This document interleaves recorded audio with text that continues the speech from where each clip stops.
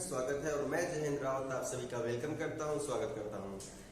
तो आज हम टॉपिक पढ़ने वाले हैं मौलिक अधिकार। इसके बारे में डिटेल में समझेंगे।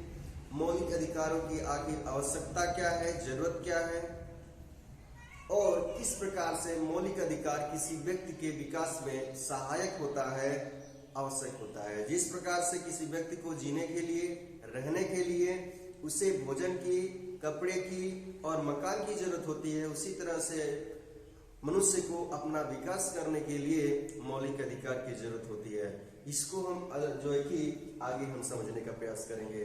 और यहाँ पर बोर्ड पे लिखे जो भी है इसको समझेंगे। जो है कि जो इतना लिखने में जो समय होता है दोस्तों, मैं यही प्रयास करता हूँ कि कम समय लगे और पूरी तरह से मैं अधिक से अधिक जानकारी आपको दे सकूँ। सबसे पहले समझते हैं मौलिक अधिकार। मौलिक अधिकार के बारे में इसके इतिहास को भी जानेंगे, कहाँ से क्वेश्चन आते उसको भी जानेंगे, एक कॉन्सेप्ट तैयार करेंगे और साथ साथ क्वेश्चंस भी हम तैयार करेंगे। चलिए दोस्तों शुरू करते हैं। और यदि आप हमारे चैनल पर पहली बार आए हैं तो जरूर लाइक करिए और जो कमेंट्स में बताइए कि आपको वीडियो कैसी लगी, ताकि जो है कि अगले वीडियो में मैं जो है कि सुधार कर सकूं। और जरूर कमेंट्स करिए दोस्तों। तो चलिए शुरू करते हैं। तो जो मौलिक अधिकार है, मौलिक अधिकार की बात की जाए तो पूछे किस भाग में है। सबसे पहले क्वेश्चन हमारा उठता है किस भाग में, क्योंकि बताया है कि मूल संविधान जब बना था, यानी जब मूल संविधान बनकर तैयार हुआ तो उस समय 22 से भाग, लेकिन वर्तमान में 25 भाग हो चुके हैं। कितने भाग हो चुके हैं दोस्तों? 25 भाग। उसी में से जो है कि भाग नंबर जो 3 है वह मौलिक अधिकार है। भाग नंबर 3 क्या है? यह मौलिक अधिकार या कह सकते हैं मूल अधिकार है, जिसे अंग्रेजी में हम क्या कहते हैं? Fundamental right. Fundamental right. भाग समझ लीजिए किस अनुच्छेद से किस अनुच्छेद तक है। तो अनुच्छेद की हम बात करें तो ये इसका जो अनुच्छेद है यह 12 से 35 तक। कहां तक है? अनुच्छेद 12 से 35 तक है। याद रखिएगा, अनुच्छेद 12 से 35 तक है। आगे बढ़ते हैं। किस देश के संविधान से लिया गया है? किस देश के संविधान से लिया गया है? आपको बताना है अमेरिका के संविधान से लिया गया है। किस देश के संविधान से लिया गया है?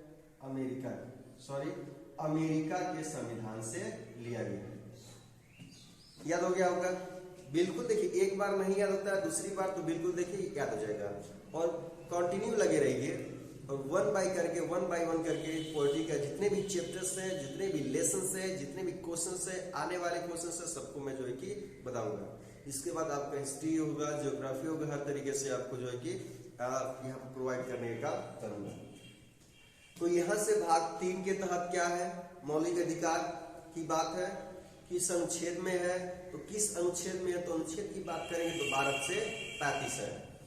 आगे बात करें किस देश से लिया गया है? तो कहेंगे अमेरिका से। किस देश से लिया गया है? अमेरिका से। आगे बढ़ते हैं। यदि पूछा जाए कि सबसे पहला देश कौन था जिसने संविधान को शामिल किया, मतलब संविधान में मौलिक अधिकार को शामिल किया, तो अमेरिका ही है। संविधान में यानी कि प्रथम देश जो संविधान में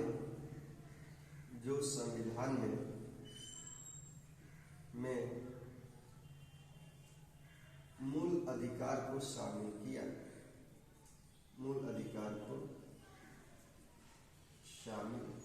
किया, याद रखिएगा। तो कौन है दोस्तों?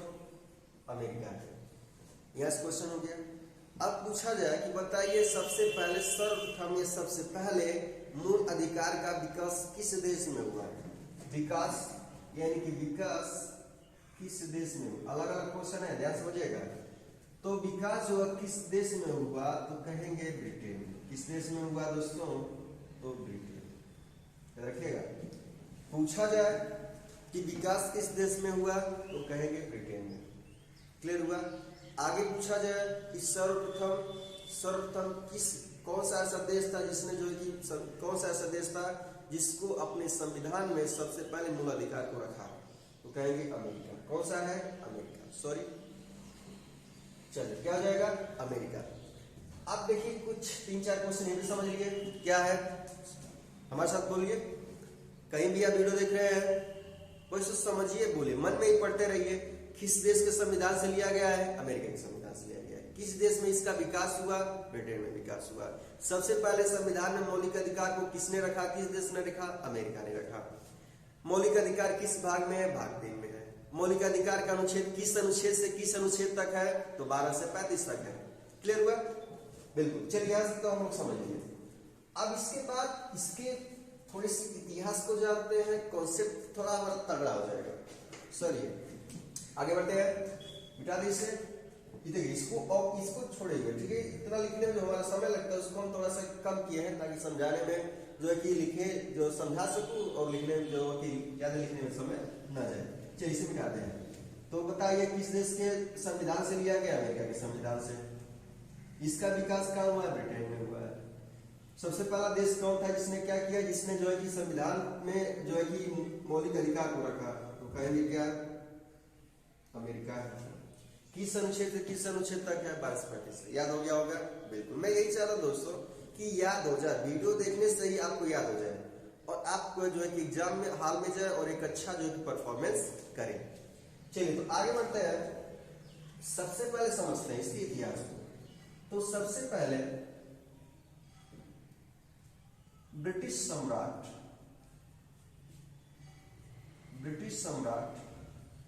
रखिएगा, ब्रिटिश सम्राट जॉन ने 1215 ईस्वी में, याद रखिएगा 1215 ईस्वी में ब्रिटिश सम्राट जॉन ने सबसे पहले 1215 ईस्वी में अपने नागरिकों को, या पूरी तरह से कहा जाए तो अपने नागरिकों को, अपने लोगों को, किसने? ब्रिटिश सम्राट जॉन ने 1215 ईस्वी में अपने नागरिकों को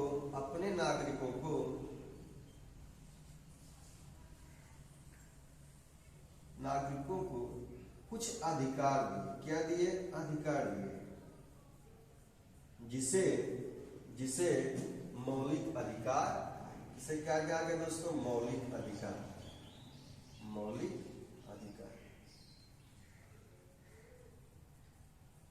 इसलिए जब क्वेश्चन उठता है कि बताइए कि सबसे पहले मौलिक अधिकार का विकास कहाँ हुआ, तो कहाँ हुआ भाई?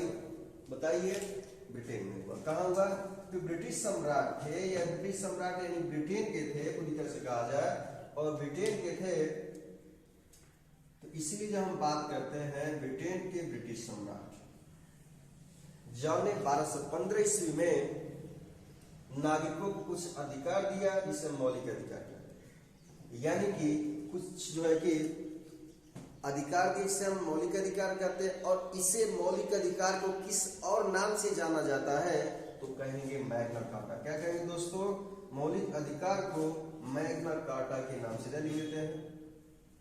मैग्ना कार्टा के नाम से जाना जाता है, याद रखिएगा। मैग्ना, यानी पूछा जाए किस मैग्ना कार्टा किसे कहा जाता है? ऑप्शन में रहेगा, आपको मौलिक अधिकार दिखाई देगा, आपको ऑप्शन में उसी पर टिक कर देना है। तो मैग्ना कार्टा के नाम से जो मौलिक अधिकार को भी जाना जाता है।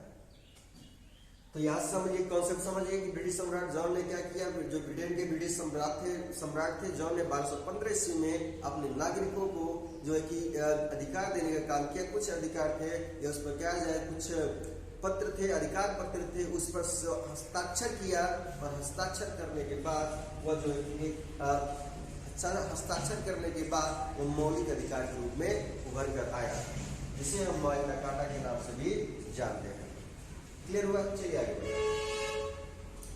उसी के फलस्वरूप एलबी जो है कि ब्रिटेन, इसलिए कहा जाता है कि इसका विकास, मौलिक अधिकार के विकास कहाँ हुआ है? तो क्या बताएंगे? जल्दी बोलिए। ब्रिटेन किस देश में हुआ है? इसी के समरूप आगे बढ़ते हैं। तो 1789 में फ्रांस में भी मौलिक अधिकार हुआ, यानी फ्रांस में भी मौलिक अधिकार का विकास हुआ। और मौलिक अधिकार फ्रांस में भी लागू हुआ। इसके साथ ही घटना क्या घटी, मौलिक अधिकार बताए थे इसके पहले बता चुके, मौलिक अधिकार किसी भी व्यक्ति के विकास में बहुत ही महत्वपूर्ण भूमिका निभाता है। जैसे क्या हो जाए, जैसे किसी व्यक्ति के पास भोजन नहीं है, कपड़ा नहीं है, मकान नहीं है, तो सही से रह नहीं पाएगा और अपना जो है पूरी तरह से जो है कि विकास नहीं कर पाएगा। उसी तरह से मौलिक अधिकार है। इसी के फलस्वरूप 1789 में जो फ्रांस के लुई 16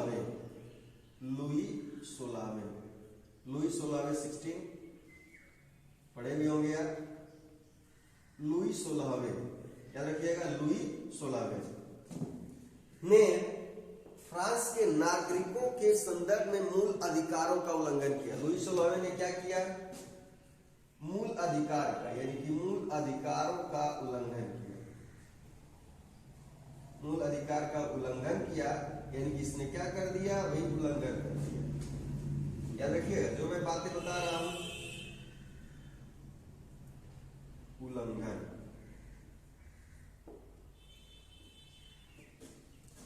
उल्लंघन कर दिया। और उसके साथ ही वहां की जनता ने कहां की जनता ने, फ्रांस की जनता ने लुई 16 को फांसी दे दी। याद रखिएगा, कोई भी है, जैसे कि डेमोक्रेसी है, हमारे यहाँ डेमोक्रेसी है, यदि भारत की जनता को ज्यादा उत्पीड़ित किया जाएगा, ज्यादा हद तक, जैसे कहा जाता है किसी को इतना मत डराओ कि उसका डर ही खत्म हो जाए, उसी तरह से क्या है, यदि मौलिक अधिकारों का ज्यादा हद तक हम क्या करते हैं, हनन करते हैं, उसको जो है कि कम करने का काम करते हैं, ज्यादा कर देते हैं, तो उस गाँव की जनता, कोई भी जनता हो, क्या हो जाती है, आक्रोश में आ जाती है, और आक्रोश में आके जो है कि जो नहीं करना चाहिए वो कर देती है।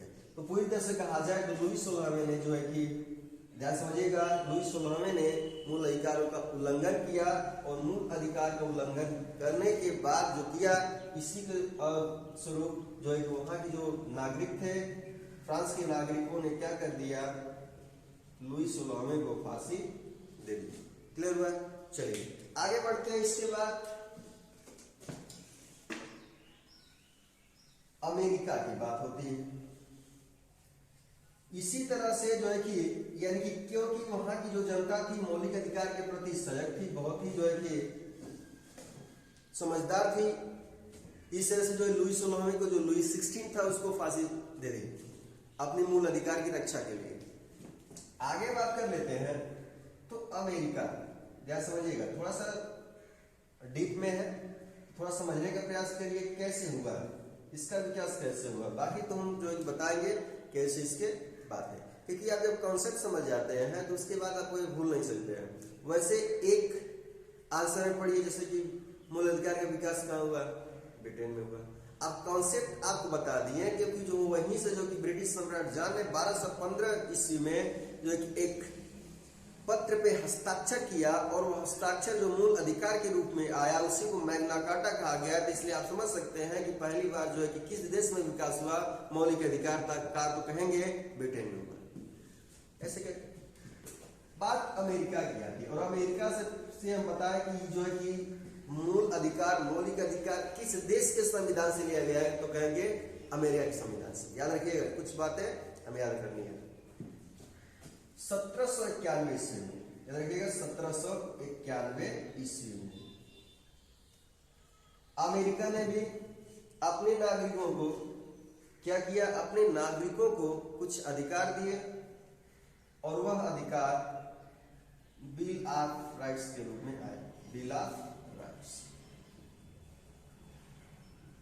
यानी कि बिल ऑफ, याद रखिएगा, बिल ऑफ राइट्स को भी मौलिक अधिकार कहते हैं, बिल ऑफ राइट्स। तो अमेरिका ने भी अपनी जनता को, अपने नागरिकों को जो है कि मौलिक अधिकार का देने का काम किया 1791 में अपने संविधान में संशोधन किया। तो यहां से, और हम लोग जो है कि अब हम अपने देश की बात करते हैं। यहां तक तो हो गया, कॉन्सेप्ट हो गया। तो फ्रांस में जो लुई 16 को मूल अधिकार के उल्लंघन में जो है कि वहां के नागरिकों ने जो है कि लुई 16 को क्या किया, फांसी दे दिया। ब्रिटिश सम्राट जॉन ने 1215 ईस्वी में अपने नागरिकों को अधिकार पत्र पे हस्ताक्षर करके कुछ छूट दिया जिसे मौलिक अधिकार कहते हैं, और मौलिक अधिकार को मैग्ना कार्टा के नाम से भी जाना जाता है। अब बात आते हैं यहाँ पे जो बोर्ड पे लिखे उसको समझते हैं। तो मौलिक अधिकार बताएं कि बहुत आवश्यक है, बहुत जरूरी है। जिस प्रकार से किसी व्यक्ति को जीने के लिए भोजन की जरूरत होती है, उसी तरह से मनुष्य अपना विकास करने के लिए मौलिक अधिकार की जरूरत है। मनुष्य को विकास करने के लिए मौलिक अधिकार की क्यों जरूरत होती है, जब आपको समझाएंगे बताएंगे। जैसे समानता का अधिकार, स्वतंत्रता का अधिकार, शोषण के विरुद्ध अधिकार, ये सब जितने भी, शिक्षा का अधिकार, ये सब जितने भी अधिकार है कहीं ना कहीं दोस्तों बहुत ही जरूरी है, और वास्तव में किसी व्यक्ति को जो है कि आगे बढ़ने के लिए, विकास करने के लिए बहुत ही आवश्यक है। इसलिए चलिए अब अपने देश की बात करते हैं, भारत देश की बात करते हैं। समय समय पर हमारे महापुरुषों ने, हमारे जो है कि क्रांतिकारी, स्वतंत्रता सेनानी समय समय पर मौलिक अधिकारों की मांग करते रहे। तो सबसे पहले बात किया जाए, सबसे पहले किसके द्वारा मौलिक अधिकार की मांग की गई थी? याद रखिएगा, अपने देश की बात कर रहे हैं। तो यहाँ पर लिखे संविधान विधेयक, याद रखिएगा, थोड़ा सा चेंज करते हैं कलर। संविधान विधेयक 1895, याद रखिएगा, ये जो पूछा था पेपर में, ये यूपी पीसीएस मेंस में पूछा था। तो वहां पर मैं जाने की जरूरत नहीं, लेकिन जहां से है आप एक कॉन्सेप्ट बनाइए और तगड़ा कॉन्सेप्ट बनाइए, ताकि कोई कहीं से क्वेश्चन पूछे आप बता सके उसको।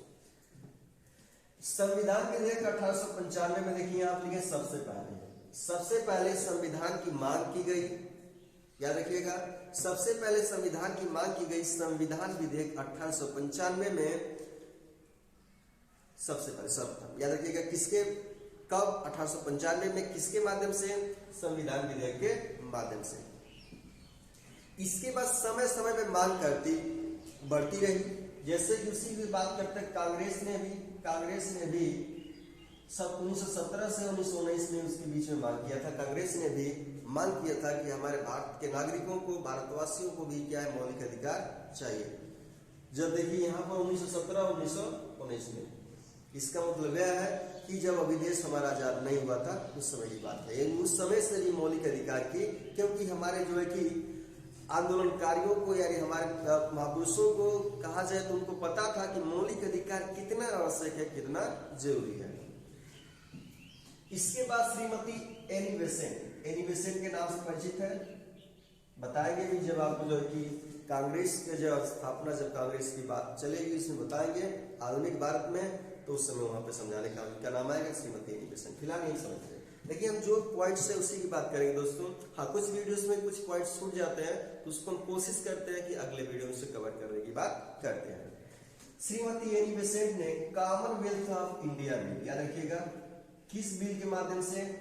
कॉमनवेल्थ ऑफ इंडिया बिल के माध्यम से श्रीमती एनी बेसेंट ने 1925 ईस्वी में मौलिक अधिकार की मांग की। याद समझिएगा, अलग अलग ने। सबसे पहले संविधान विधेयक के माध्यम से कब किया गया था? 1895 में सबसे पहले। उसके बाद कांग्रेस ने भी 1917 से 1919 में मांग किया कि मौलिक अधिकार चाहिए। श्रीमती एनी बेसेंट ने भी कॉमनवेल्थ ऑफ इंडिया बिल के माध्यम से 1925 ईस्वी में जो है कि मौलिक अधिकार की मांग की। आगे बढ़ते मोतीलाल नेहरू ने भी नेहरू रिपोर्ट के माध्यम से 1928 ईस्वी में मौलिक अधिकार की मांग की। क्वेश्चन पूछता है कभी कभी, देखिए आज का जो दौर है बहुत ही कंपटीशन का माहौल है, बहुत ही, क्योंकि हमें जो है कि हर तरीके से क्वेश्चन मिल जाते हैं। यहाँ पर क्वेश्चन ध्यान समझिएगा, यहाँ पर क्वेश्चन जो है कि वही पूछे जा रहे हैं आजकल जो है कि जो कहीं ना कहीं एक बारीकी है, कहीं ना कहीं अपने आप में एक बहुत ही घुमावदार है, उसके बारे में क्वेश्चन जो क्या बच्चे छोड़ देते हैं और जो है कि कहते हैं क्या तो पूछेगा नहीं, और वास्तव में क्वेश्चन आ जाता है और जो है कि हम फेल होकर चले जाते हैं। तो मोतीलाल नेहरू ने नेहरू रिपोर्ट के माध्यम से बताया 1928 ईस्वी में, किस रिपोर्ट के माध्यम से? नेहरू रिपोर्ट के माध्यम से जो है 1928 में मांग की। आगे बात किया जाए तो द्वितीय गोलमेज सम्मेलन में गांधी जी ने भी 1931 में मौलिक अधिकार की मांग की थी। देखिए, द्वितीय गोलमेज सम्मेलन में 1931 में गांधी जी ने भी मौलिक अधिकार की मांग की थी।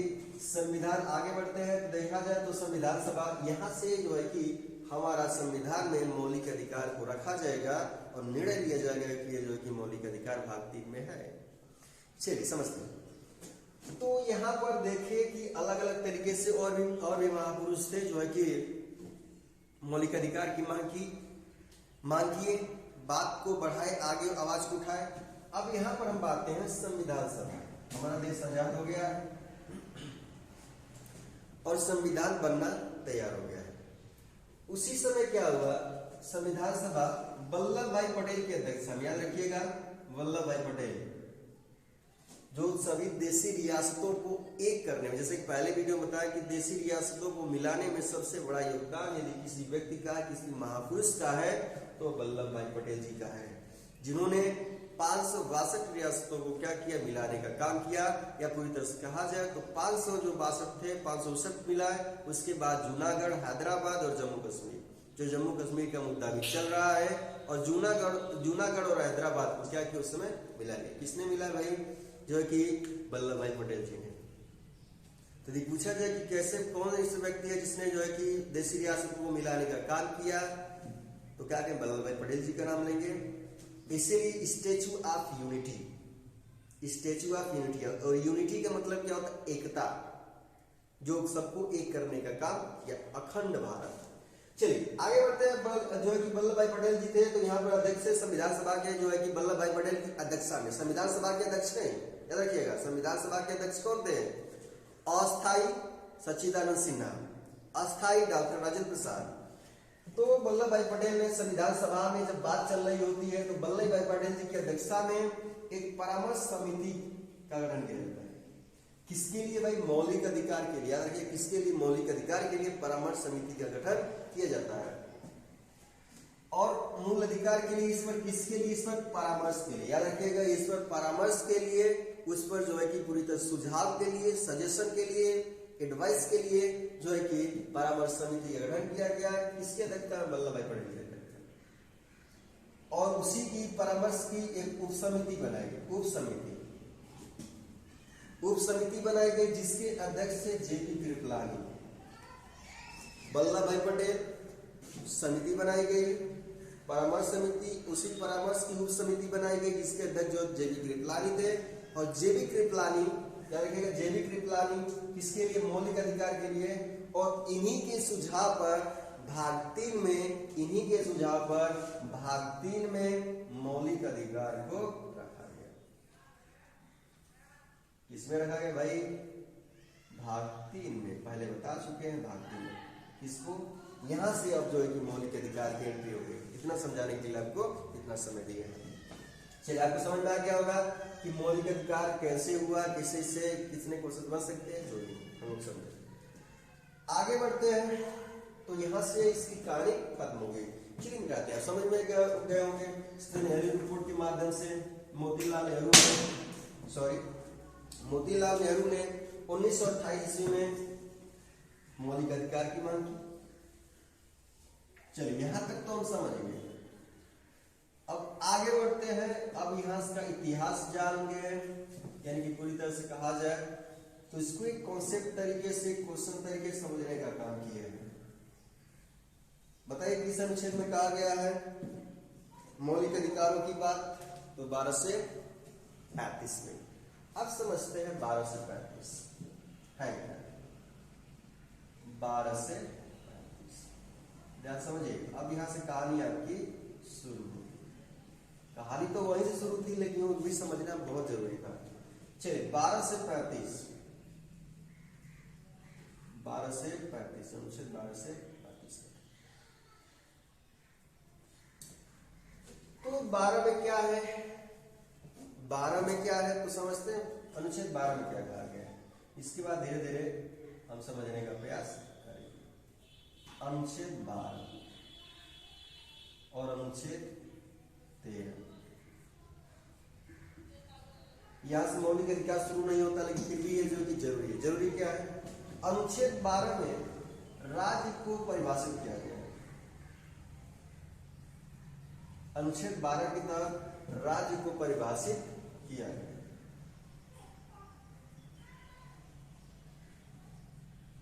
याद रखिएगा।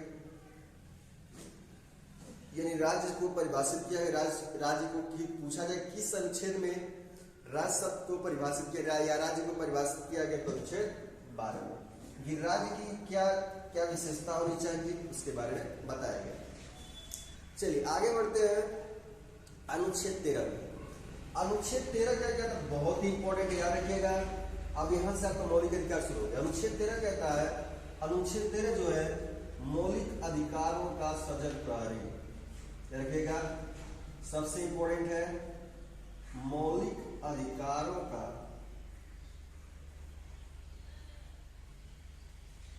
सजग प्रहरी।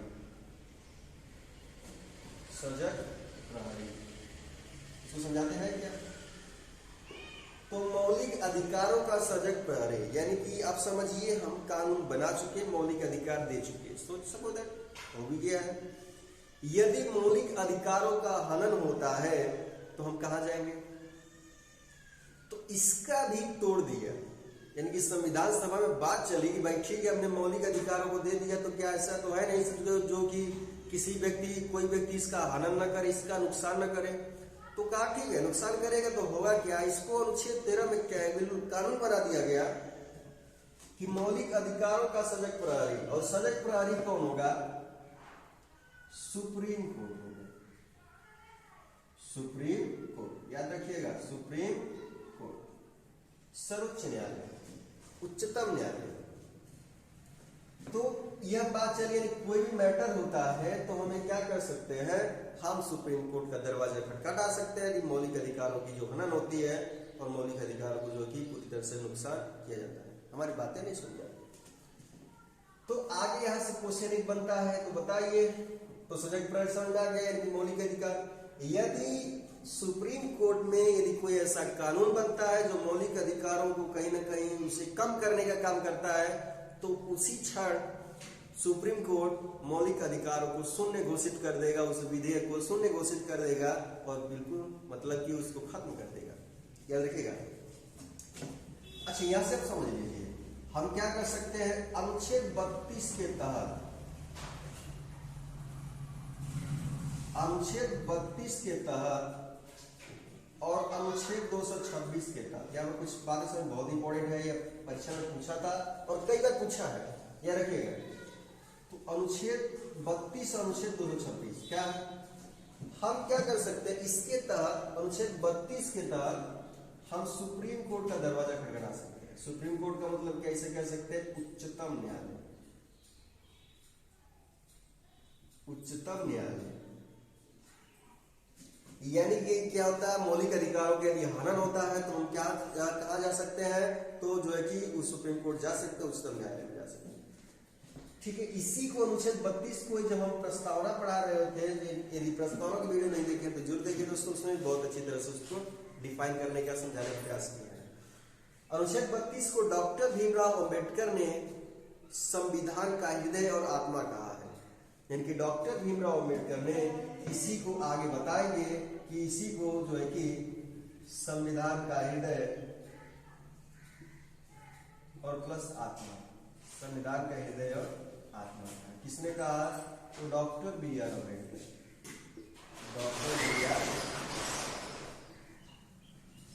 अम्बेडकर। कह रहा हूं कि जो भी छूट जाएगा, यदि छूटता है, क्वेश्चन छूटते हैं, आपको अगले वीडियो में कोशिश करेंगे कि उसको कंप्लीट करने का। और मेरा टारगेट है दोस्तों बिल्कुल जो है कि अच्छी तरह से पढ़ाने का और आपको बिल्कुल एक्सप्लेन करने का। तो डॉक्टर बी आर अम्बेडकर ने कहा 226 किया है, इसके तहत हम भी क्या कर सकते हैं, हम सुप्रीम कोर्ट का 32 के तहत, तो 226 के तहत हम हाई कोर्ट का, इसका हाई कोर्ट का उच्च न्यायालय का दरवाजा खटखटा सकते हैं। सॉरी उच्च न्यायालय क्या हो जाएगा दोस्तों, उच्च न्यायालय। ये उच्चतम न्यायालय है, ये उच्च न्यायालय है, इसे हम कहते हैं एसपी, सॉरी एसपी नहीं एससी, क्या जाएगा एससी, सुप्रीम कोर्ट, और एचसी हाई कोर्ट। याद रखिए बहुत इंपॉर्टेंट है, परीक्षा पूछा जाता है, कई बार पूछा है, तो आप देखिए यदि प्रीवियस क्वेश्चन आप हल करेंगे तो आपको बिल्कुल पता चल जाएगा। तो अनुच्छेद 32 है, सुप्रीम कोर्ट का दरवाजा खटखटा सकते हैं। अनुच्छेद 226 है, यहाँ का हाई कोर्ट का दरवाजा खटखटा सकते हैं, किस मामले में, मौलिक अधिकार के मामले में। चलिए यहाँ तक समझिए। 12 क्या कहता है, 12 जो है कि राज्य को परिभाषित किया, या राज्य शब्द को परिभाषित किया गया है। और आगे बात किया जाए तो अनुच्छेद 13 क्या कहता है, तो मौलिक अधिकारों का सजग प्रहरी बनाया गया है। किसको बनाया गया? न्यायालय बनाया गया। चलिए यहाँ तक समझिए और आगे बढ़ते हैं। देखिए कैसे यहाँ तक आ गए, मजा आया होगा आपको। जरूर कमेंट्स में बताइए आपको एक वीडियो के साथ कैसा एक्सपीरियंस रहा, याद हुआ कि नहीं याद हुआ, बिल्कुल बताइए दोस्तों। और मैं यही निवेदन करूंगा कि जो कमेंट्स करेंगे, इससे जो है कि हमें इंकरेज मिलता है और इससे मोटिवेशन मिलता होगा और हम इससे आगे और वीडियो बनाते रहते हैं। तो जरूर अपना जो है कि सुझाव दीजिए कमेंट्स के माध्यम से। चलिए यहाँ तक तो हम समझ लिए। चलिए बताइए, तो मौलिक अधिकार किस अनुच्छेद से किस अनुच्छेद तक है? 12 से 35। 13 में क्या कहा गया है? तो मौलिक अधिकार को सजग प्रहरी बना। किसे बनाया गया? सुप्रीम कोर्ट को, हाई कोर्ट को। किस अनुच्छेद के तहत सुप्रीम कोर्ट को? 32 के तहत। 32 को डॉक्टर बी आर अम्बेडकर ने क्या कहा है? संविधान का हृदय आत्मा कहा है। 226 क्या कहता है? तो जो 226 में जो है कि 226 में हाई कोर्ट का जो है मौलिक अधिकार के संदर्भ में जा सकते हाई कोर्ट में। अब समझते हैं मौलिक अधिकार की बात करते हैं। थोड़ी सी वीडियो लंबी होगी लेकिन अंत तक बने रहिए और बहुत ही मजा आने वाला है। यहां पर देखते हैं तो मौलिक अधिकार सबसे पहले सर्वप्रथम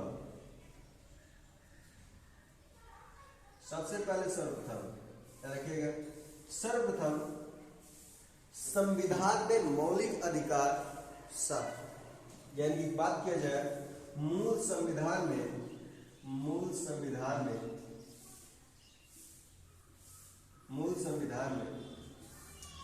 मौलिक अधिकार फंडामेंटल राइट, मौलिक अधिकार की संख्या कितनी थी दोस्तों? 7। कितनी थी? 7। लेकिन 44वें संविधान संशोधन द्वारा क्या रखिएगा? 44वें संविधान संशोधन 1978, क्या कहेंगे? 1978। 44वें संविधान संशोधन 1978 द्वारा क्या किया गया? संशोधन किया गया। 78 द्वारा संपत्ति के अधिकार को हटा दिया। संपत्ति के अधिकार, यानी कहने का मतलब यह है संपत्ति के अधिकार, याद रखिएगा 44 संविधान संशोधन द्वारा जो है कि संपत्ति के अधिकार को हटा दिया गया, तो कहेंगे 44वें संविधान संशोधन। तो बताइए 42वें संविधान में हुआ क्या? 42वें संविधान संशोधन 1976 में हुआ, तो क्या हुआ था? तो उसमें समाजवादी, पंथ निरपेक्ष और अखंडता शब्द प्रस्तावना में, संविधान की प्रस्तावना में जोड़े गए थे। आपको याद होना चाहिए। तो संविधान की प्रस्तावना 42वें में और इसमें इसकी किसमें है? 44वें, यानी कि 4 4 8 78, याद रखिए। चलिए आगे बढ़ते हैं। तो संपत्ति के अधिकार को क्या किया गया? मौलिक अधिकार से गायब कर दिया गया। तो पूछा जाए कि उस समय किस में था, किस अनुच्छेद में था? याद रखिएगा अनुच्छेद 19 के 1 के 6 में था। अनुच्छेद 19 के 1 के 6 में था। आगे और बताएंगे। अनुच्छेद 19 के 1 के 6 में था, इसको हटा दिया गया और इसे क्या किया गया? तब हटा दिया क्या? इस पूरा संविधान से हटा दिया गया?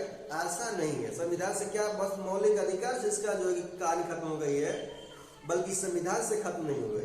तो इसे क्या किया? कहाँ रखा गया? तो इसे रखा गया या रखिए कहाँ रखा गया? तो इसे जो रखा गया अनुच्छेद 300 अनुच्छेद